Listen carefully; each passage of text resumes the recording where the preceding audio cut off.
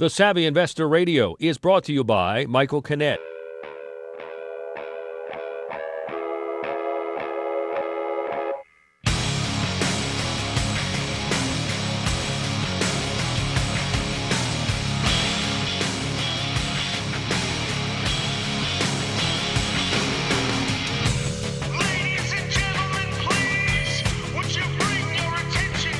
This is Talk Radio 680 WCBM. Time now for the Savvy Investor Radio, brought to you by ProStatus Financial Advisors Group. And now here's Michael Kinnett.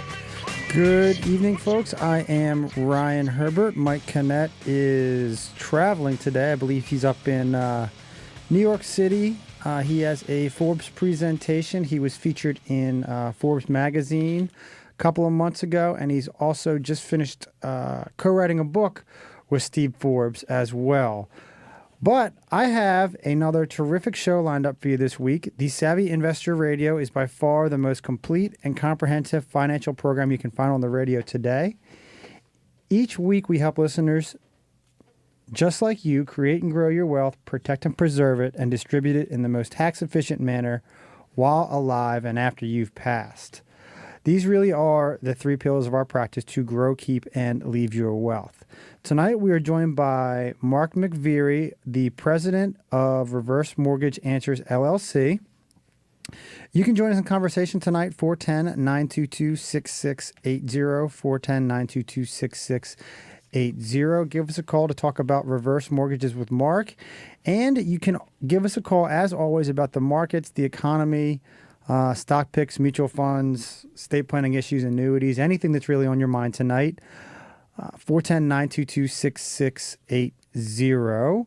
If you want to get a hold of us after the show or you want to call the office, that number is 866-597-1040, 866-597-1040. You can email us at retire@primefs.com, retire@primefs.com. Visit us on the web at www.thesavvyinvestorradio.com. You can follow us on Twitter at SavvyINVRadio. And you can go to YouTube and search The Savvy Investor or Mike Kinnett, and you'll get all of our video blogs.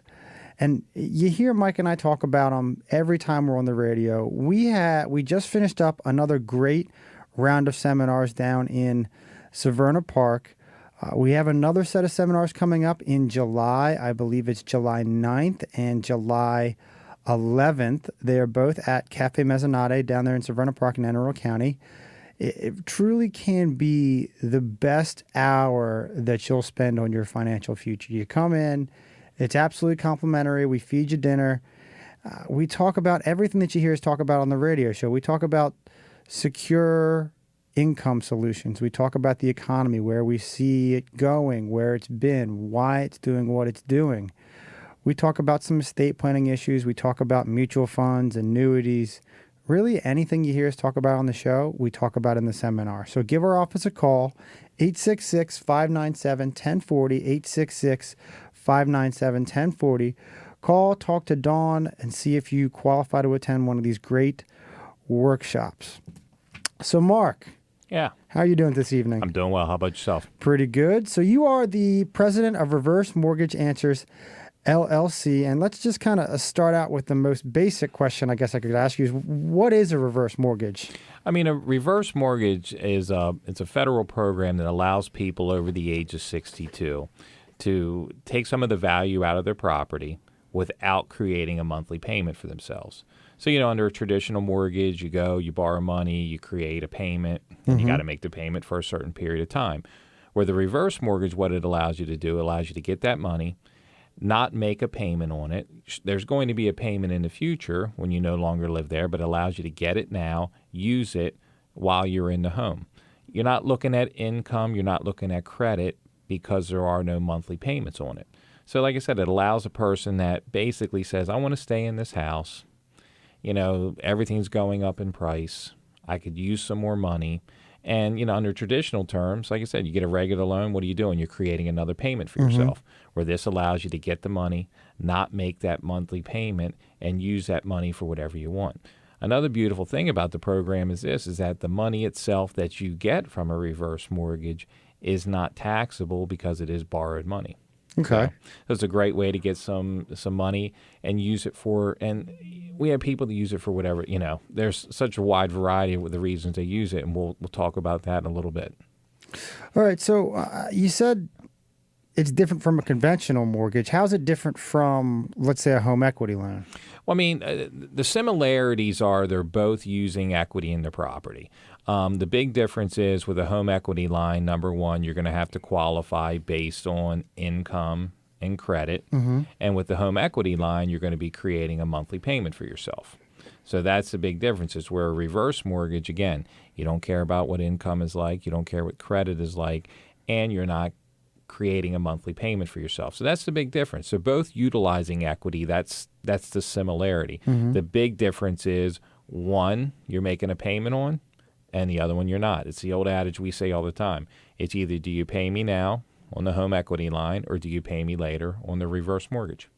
So what does a typical client look like for you?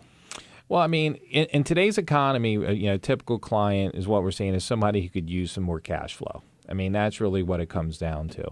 One of the typical clients we're seeing right now are clients are coming into us that have an existing mortgage. They took out a loan, 30-year loan. Their 30-year loan followed them into retirement back in 2007 when the market was hot. They refied it at that point. So they still have this mortgage lingering around on their fixed income. And we see clients all the time that 30, 40, 50, 60% of their income is going out on a mortgage each month. And some of these clients we have, they're in their mid-60s, 70s. We have clients in their 80s that are still paying on a 30-year mortgage. So they're sitting there making a payment basically for the rest of their lives. So what they're looking at now is they're looking at the reverse mortgage and saying, okay, if I can get the reverse mortgage and I can pay off my existing mortgage, then at that point, I can take that money and use it for whatever I want. And the way it works is the reverse mortgage would come in, pay that mortgage off in full. They would not have a payment on that reverse mortgage for as long as they live in the house. The loan does become due when they no longer live in the property. So if they move from the house, what happens? If they move from the house, they would sell it. They would handle it just like they would handle it now. They would go ahead and sell the property, pay off what they owe, and keep the rest. What about the interest? There's interest on the loan, and interest is going to be charged on what they physically take. So in other words, there's a variety of different ways they can take their money, but let's use the example of the mortgage. So they took the mortgage out. Interest is accumulating on that loan until it's repaid in the future. So let's just say a client took $100,000 and the interest rate was 3%. 3% is going to keep accumulating on that loan, and let's say down the road they want to sell it. They're going to pay back. Let's say at that point they pay back the $100,000 and there was $20,000 in interest over the loan.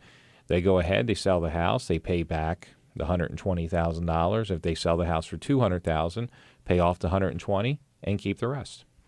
So a lot of times when people come into the office, my office, they ask me about reverse mortgages and they want to know what effect it's going to have on their taxes. And I guess what they're coming down to is with the traditional mortgage, all the interest that you pay is tax deductible. How does that work on a reverse mortgage? Can they take the deduction each and every year like they do with a traditional? Well, obviously I'm not a tax advisor, so I can't give tax advice. You always have to give the caveat there. But it typically is not deductible because they're not physically paying it each month. What I've been told by different experts is when it is physically paid, it could be deducted at that time. How and why, how it's done is, up to your tax advisor. But again, on a yearly basis, no, you're not deducting it. So if you're not paying for the interest, you can't really take it as a tax deduction. That's exactly. I was always told you have to have a quote unquote an economic loss. You have to be paying it to be able to deduct it. Okay. We actually have to take a quick break. You're going to be listening to Terry Troyer with some traffic. I am Ryan Herbert with Mark McVearry on the Savvy Investor Radio.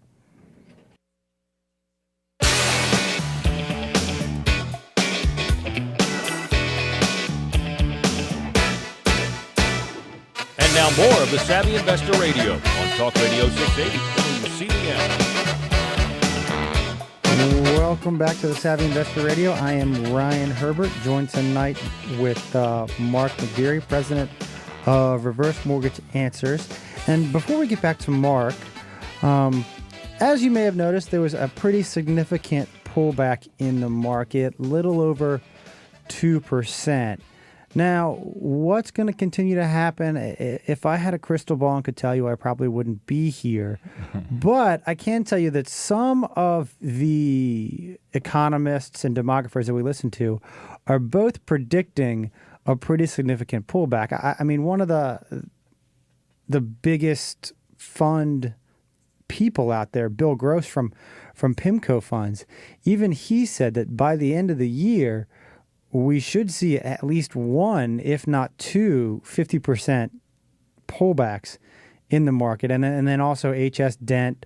We have Rodney Johnson of HS Dent on the radio show once a month, and we're going to have him on next week. They've also been predicting a pullback, probably a drop down to around 3,500 is kind of what they're saying.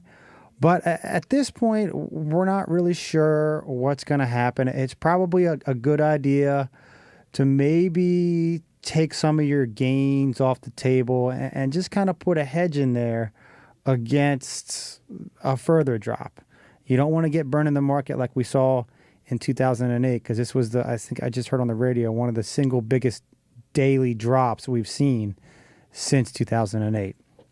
But getting back to the topic at hand, so Mark, we're talking about reverse mortgages, and you said that a lot of the people right now are taking money out, and they're using the money to either pay off their house, maybe provide a little bit of income for themselves. What else do you see a lot of people doing with the funds from their reverse mortgage?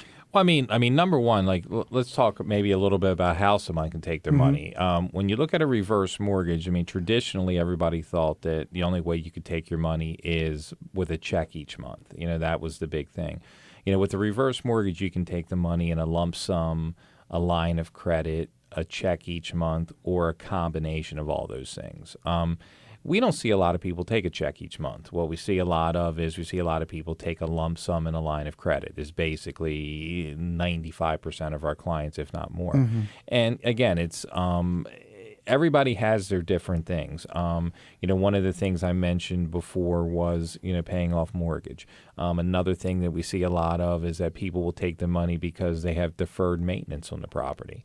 You know, they need to do home repairs. You know, you and I were talking off air about your air conditioning unit. Yeah. And, you know, luckily so far this year we've had decent weather, but you know, that's the type of stuff, you know, a lot of people say is, hey, I got the money to take care of something on a daily basis, but I could use some more money later. You know, I don't have enough money for those emergency things. And, you know, they'll use that line of credits when the air conditioner goes up and things of that nature. So, you know, there is a lot of variety. Do we have somebody who called in? Or? We do have somebody who called in, but they're not quite ready yet. Okay, just want to make sure. But basically, you know, what I'm getting into is that it's, you know, they use a line of credit, they have it there for the repairs, or, you know, a lot of times clients say, you know, I need to buy a new car, I need to pay off credit cards.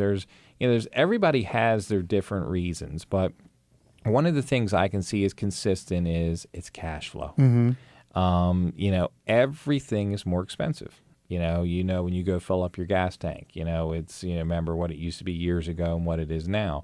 And, you know, luckily we're working, you know, we have income coming in, but somebody that's on a fixed income, you know, a lot of the things like gas, medicine, you know, insurance, all those things, the price of that keeps going up and it keeps squeezing their dollars. So they're using the reverse mortgage to help make up the difference. Okay. We're going to jump to take a call from Michelle in Catonsville. Michelle, thank you for calling the Savvy Investor Radio. Thank you. I have a question for my mother. She's 66 years old, and she owes about $100,000 on her property. Would she be able to do a reverse mortgage? How much do you think the house is worth? Right now, I'd say about $200,000. Yeah, I mean, at 66 years old, I mean, just running some quick numbers, she'd probably have about $120,000 available to her. So the way it would work is this: is that she would have about $120,000 available to her. We would take 100 of that and pay off the existing mortgage, and she would have an additional 20,000 to use or forever she wants. So in that example, it would work. How much is she paying on the mortgage right now? Right now, I think her mortgage payment is around $850. Okay. And how much income is she living on? Oh gosh, not much. Okay. I'd say no more than $2,000. Yeah, and that's almost like what Ryan and I were talking about earlier, is the fact that you look at that's a huge percentage of her income. Mm-hmm. So every month when she gets her check, that 850 or whatever the number is going out the door. And if she took advantage of the reverse mortgage, what she could do is each and every month, put that $850 back in her pocket. I mean, because I'm assuming, you probably have brothers and sisters, but it's probably difficult for you guys to be able to help at all. Is that correct? Oh, absolutely. She's come to us for different things, and we hate to say no, but we're squeaking by ourselves. So I need to find a way to help her. Well, I mean, and this could be a great solution for her. I mean, and what we could do is, if you wanted to, we could sit down with all the family members at the house, go through everything, and obviously make sure that she understands it, because that's the other big thing that I can say is that with a lot of my clients that I deal with, one of their biggest concerns is you guys as the kids, as the heirs. They're sometimes worried about you more than you're worried about inheriting the home, or, you want to see mom taken care of, where she's worried about, hey, leaving some legacy for you. So, it might be a good idea that, I can get you out some basic information. We could set up a time where I can come and sit down and go over everything, because obviously your mom needs to be comfortable. And, this is a decision you should also bring your brothers and sisters in on so that everybody understands it. But, it's a scenario I see a lot, everybody's trying to hold their own fort because it's a tough economy. And but this is a good way for your mom to stay independent. She doesn't have to ask you guys for anything, and she could go ahead and get that mortgage paid off. Yeah, I mean, all we want is for mom to be taken care of on her own. And this sounds like a good idea. We've got the families all coming in for the 4th of July. So could I get your telephone number? Sure. My phone number is 410-788-7070. Okay. And I'll say it one more time. It's 410-788-7070. And again, I'm Mark McVearry. Mark. Okay. Great. Thanks for the information. Thank you for calling. Thank you so much for calling, Michelle. Okay. Bye. You can join us in conversation tonight, 410-922-6680, 410-922-6680. And Mark, you kind of brought up a good point about the kids. What typically is the option for if mom and dad take a reverse mortgage and then mom and dad pass away? What are the options for the kids? But before you answer that, we actually have to take a quick break here. We're going to go listen to some traffic, some weather, and some news. And when we get back, I'll let you answer that question. You're listening to Ryan Herbert and Mark McVearry on the Savvy Investor Radio.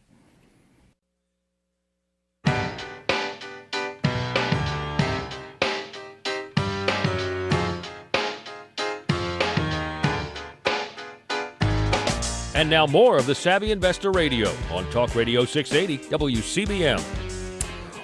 Welcome back to the Savvy Investor Radio. I am Ryan Herbert, joined tonight by Mark McVearry, president of Reverse Mortgage Answers.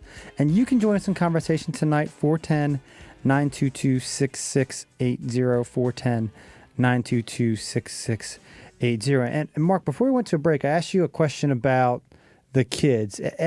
Often with reverse mortgages, the kids have concerns, or mom and dad have concerns about what's going to happen to the house after mom and dad pass away. Because mom and dad need some money.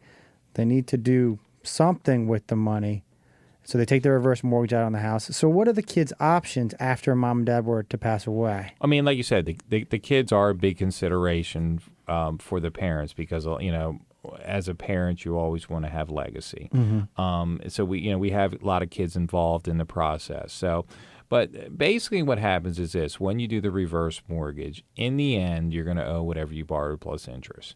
Now, the kids have a couple of options. One option is they just simply sell the house, pay off what's owed, and keep the rest. And that's probably 95% of the cases, if not higher. Because what you have in most cases is most of the parents that I'm dealing with right now, they have multiple kids.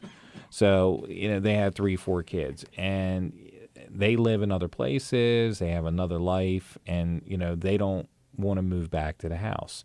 And what happens in some of those scenarios is if one of the kids wants to move back in the house, what do they have to do? They have to buy out the other ones. So by the time they're done doing that, it's not as attractive. But the first solution is selling the house. And they can do that, and they simply, like I said, get an agent, sell the property. Now, the second one would be they could go ahead and refinance the property. They could say, hey, we're going to take a new loan out on this property and keep it if they want. Again, that's not very popular because in most cases there's more than one kid, and they're just going to go ahead and sell it. Now, one of the features of the loan that a lot of people don't get is that this is a federal program, and it has a mortgage insurance premium to it. And what that mortgage insurance premium does guarantee is this. The whole concept of the reverse mortgage is that you're borrowing money now, you're waiting to pay it back in the future. And the concept is that if your house is worth, like the client Michelle who called earlier, like her mom's house is worth $250,000. They're hoping in 10 years that house is going to be worth $325,000. The houses are going to appreciate. At a normal rate. Hopefully. At a normal rate, correct. But the thing is about the mortgage insurance is this. The mortgage insurance is there is that if in the end you ever did owe more than what the property is worth. So in other words, you get to the end, you owe $250 and the house is only worth $100. The client or their estate would not be responsible for the difference. The government guarantees that. That's interesting. Yeah, so if you ever do owe more than what it's worth, you or your estate are not, are not responsible. And they can't touch any of their other assets. They can't touch their bank accounts. If they have life insurance, if they have other assets, they're, the water's edge stops at the house. So that kind of brings up another question that I have is that can you outlive the loan, or can the house ever be taken away from mom and dad? No, they can't outlive the loan because, as an example, you have the choice. You could take all your money at once. So you took everything at once. The rule of the loan is that they have to live there as their primary residence. So in other words, that has to be their primary residence. When the loan becomes due is when they no longer live in the property. Now, their biggest responsibilities, and there's been some articles out there where they've talked about, people that have gotten foreclosed on reverse mortgages. And the reason why that has been an issue with some clients is when you do this loan, you still own the house. It's not the bank's house. The bank doesn't take your house, when you die. You are still responsible for the taxes, the property taxes, and keeping up the homeowner's insurance on the house. And what happened is that for a while there were some articles talking about, banks foreclosing on reverse mortgages. And there was some issues up in the Northeast, talking New York and those areas, because people weren't paying their property taxes. You have people that living, $15,000, $16,000, $20,000 tax bills that are not paying on. Tax bill will trump any lien. So what was going on was, they wouldn't pay, they used all their money. They weren't paying their taxes, and finally the lender had to step in and say, we're taking the house. Well, we have to call this loan because you're not paying the taxes. I can't continue to pay your taxes for you to live here because it's your house. And that's really a lot of it was, like I said, up in the Northeast because, we have high enough taxes here. We all know that. But, up there, it's even crazier. So that mortgage insurance premium is big. It does give you that protection. And, that's like, I have a lot of clients that say, hey, I'd rather continue making my mortgage payment. I hear that from a lot. I'm like, well, why, with the reverse mortgage, why not do the reverse mortgage, get rid of that mortgage? If the house values go up, you got a lot of equity in the future and you use it. If it goes down, you have the protection of the mortgage insurance, So it kind of covers you on both sides of the fence. And what a lot of people don't understand, too, is with the reverse mortgage, there are no payments required. But if somebody does want to make a payment on it, they can. Okay. I wouldn't because you have the mortgage insurance protecting you. Yeah. But if somebody wanted to, Like as an example, if they had a kid living in the house with them and their son or daughter wanted to keep the house later and they didn't want the interest to grow, they could make a payment on it if they want. So what would happen? I mean, another thing that's kind of come out is that there's the ability to use a reverse mortgage to purchase a house. How would you go about doing that? Well, I mean, it works. Usually it's in most cases it's done when somebody's looking to downsize. I mean, that's the case. So what would happen is that based on the age of the person and based on what they're purchasing, what's going to happen is let's use an example. Let's say we have the 66-year-old person and they want to borrow and they want to buy $100,000 house. What happens is a reverse mortgage could lend them $60,000 towards that purchase. Okay. What the potential client has to do is they have to have the other $40,000. Typically, it will come from them selling one home and downsizing to another. But the way it works is you take what the purchase price is, you take the age, if it's husband and wife, you use the age of the youngest borrower. And between the two of those, I mean, you take the youngest age, you're going to go ahead and say, hey, this is the percentage we're willing to lend you. And then the client would have to make up the difference with whatever cash they have available. So they can use it for a purchase. I mean, I don't see a lot of them. I mean, we do a lot of reverse mortgages at our shop. I don't see a lot of people using it as a purchase, but it is a viable tool out there. But, we probably see maybe about 5% of our business for the purchase. But it is... it's a great tool when you're looking to downsize because, what people typically do is when they downsize is they'll take the money they get from the house and pay cash for the new house. And what they can do in the instance we're talking about is use a reverse mortgage, not use all their cash and give it to Ryan and you make it into lots of more money, right? Well, no.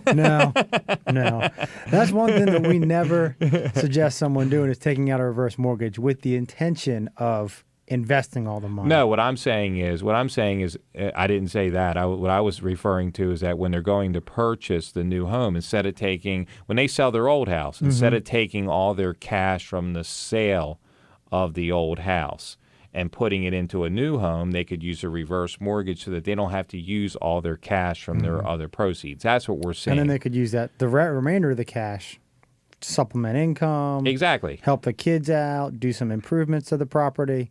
Really anything that they want to do with their money. Yeah, and I agree with what you said, too, and I want to reiterate that. We don't make the suggestion of taking money from a reverse mortgage and investing it. We don't look at that. It's, typically the reverse mortgage is used for a specific purpose and things of that nature. But again, it's just, there's a lot of options with it. But yes, you can use it as a purchase.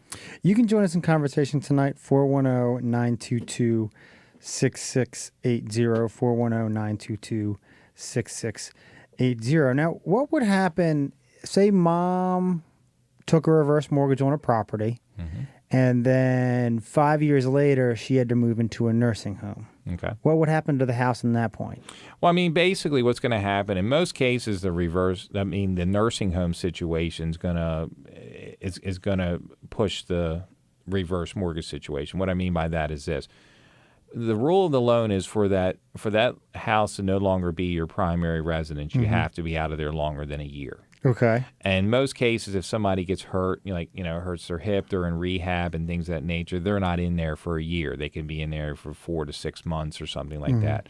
So what happens is if mom went into a nursing home, the family would have to look at it and say, okay, how long is she going to be in here? And if they know that it's going to be long run, what they would do is they would most likely sell the house, pay off the reverse mortgage, and use the proceeds for the nursing home.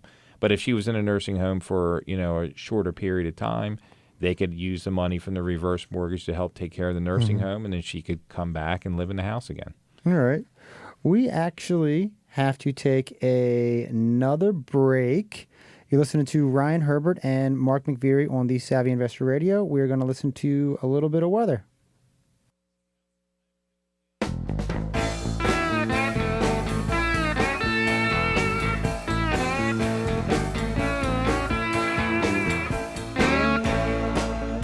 And now more of the Savvy Investor Radio on Talk Radio 680 WCBM.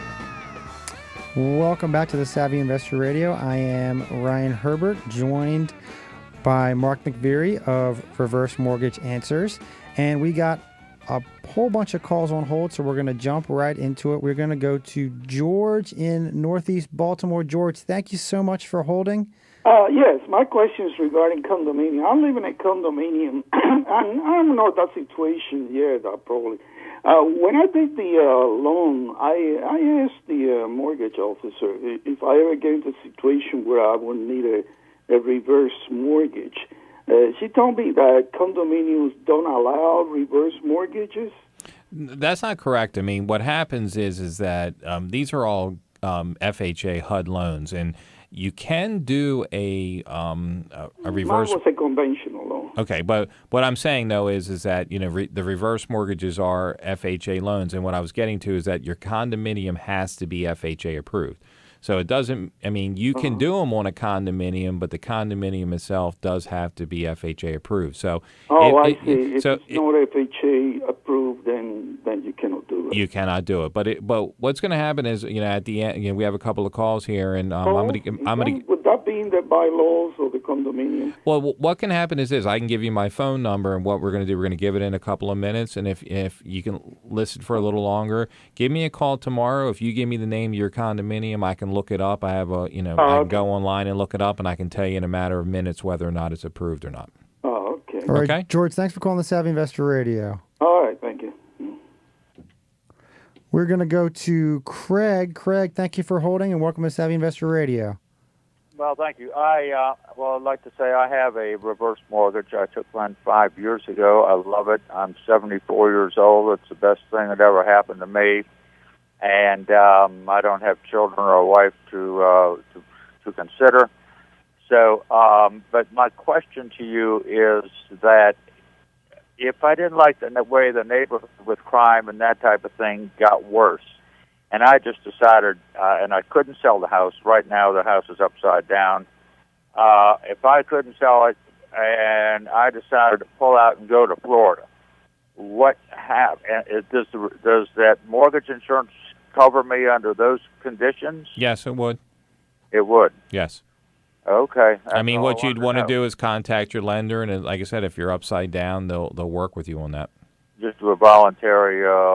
A due in lieu, a deed in lieu of is what they'll do. So in other words, basically, you'll sign the deed over to them. All right, great. Okay. Anyway, I really think it's a wonderful thing. Thank you. Anyway, thank you very much. All right, Craig, thank you for calling the Savvy Investor Radio. So to go back to George's question is that you can do a reverse mortgage on a condo. The condo just has to qualify under FHA rules. Yeah, what happens is that, it used to be if your condo was approved, it was always FHA approved. Mm-hmm. But a couple years ago, what FHA did say, you have to go and get it reinstated every 2 years. So when somebody calls and they have a condominium, what we do is, what's the name of your condominium? There's a list that we can pull up, and it's whether it's approved or not. All right. And so it's that simple. So we're going to go to another caller. We're going to talk to Sam in Baltimore. Sam, thank you for calling the Savvy Investor Radio. Yes, I was just wondering, when you're getting close to the 62, I think it is. Yes. You can get it. Can you come in earlier, and so that way, when you do turn 62, you're all ready? Unfortunately, no. I mean, and it's funny that you called about that. For years, we used to be able to do that. For years, you used to be able to get it ready, and like the day after your birthday, you could sign pretty much, docs. you could close a loan. But just in the past, 6-7 months, HUD's come down and said, listen, the reg is you have to be 62. But one of the requirements of the loan is that you have to do counseling before the loan. So what we suggest to a lot of our clients, I have 3 or 4 clients that are going to be turning 62 in July. And what we'll do is we'll get the counseling done. We'll get some of those pieces done. And then right when they turn 62, we go ahead and get the application going at that point. Oh, okay. But you can get the counseling before you're actually 62, and then that way you'll be kind of head that way. Yes, that's correct. And I mean, for us right now, a loan takes about 3 weeks to get done. So, it's not that long of a process. Okay, thank you. Thank you. All right, Sam, thank you for calling the Please Savvy call me when Investor you're 62. Radio. We're going to jump to our next caller. We're going to talk to Bill in Baltimore. Bill, thank you for calling the Savvy Investor Radio. Hi. Question for you is I'm close to a couple that the husband is 97. The wife is 92. They're in okay physical health, and they are self-sufficient. They had recently approached me about the idea of a reverse mortgage to have some sort of in-home care. And I was wondering if that would be a good approach to take considering their age, or if they should tap into other liquid assets.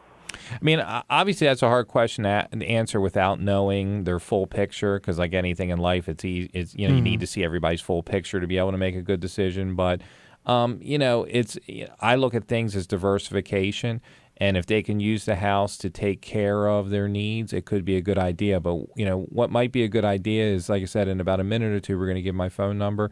Why don't you give me a call, and if we can take a look at the big picture, what are their other assets? What are their needs going to be? What are those other things? And once we know that, I can give you a little bit better answer on that. I just don't want to say, yeah, do it without knowing everything about it. Okay, fair enough. All right, thank you. All right, thanks for calling the Savvy Investor, Bill. We have one last caller. We're going to talk to Linda in Ellicott City. Linda, thank you for calling the Savvy Investor Radio. Oh, well, thank you for taking my call. I just had a quick question. I want to clarify something that you said earlier. You were talking about how you can get a reverse mortgage, downsize, and buy another home. Yes. I thought you had to live in the home to get the reverse mortgage. Well, the home has to be your primary residence. So what we were talking about on a purchase situation is someone is either selling their current home and moving into the smaller home. And the smaller home would become the new personal primary residence. And the new home, and the smaller home would be their primary residence. Oh, but then you would buy the smaller home, but then you would have to just sell the one you got the mortgage on, the reverse mortgage on. Is that what you're saying? Well, no. What I'm saying is, and typically what we were talking about is when you're using the reverse mortgage as a purchase, what you're doing is you're selling your bigger home. You're going to sell that and then go buy a smaller home. So you're going to use, the reverse mortgage to buy the smaller home, and you're going to use some of the cash proceeds from the sale of the bigger home to do that. Oh, I'm so sorry. I thought you were saying to get the reverse mortgage on the bigger home. You're saying once you buy the smaller one, you put it on. You use the reverse mortgage to aid in the purchase. Yes. Yes. Okay. Oh, I'm so sorry. I misunderstood what you were saying. That's okay. That's okay. Well, thank you for clarifying that. Thank you. All right. Bye-bye. Thanks so much for calling the Savvy Investor, Linda. All right, Mark, we're getting towards the end of the show here, so if you want to give out your contact information for all the people who had all those questions at the end of the show for us. Okay. Again, my name is Mark McVearry. My phone number is 410-788-7070. That's 410-788-7070. Be sure to tune in next week when we're going to be talking with Rodney Johnson of HS Dent. We're going to talk about what's going on in the economy, what we can expect going forward. Thank you so much for joining me this evening, Mark, and we will see you, the Savvy Investor, next week. Thank you.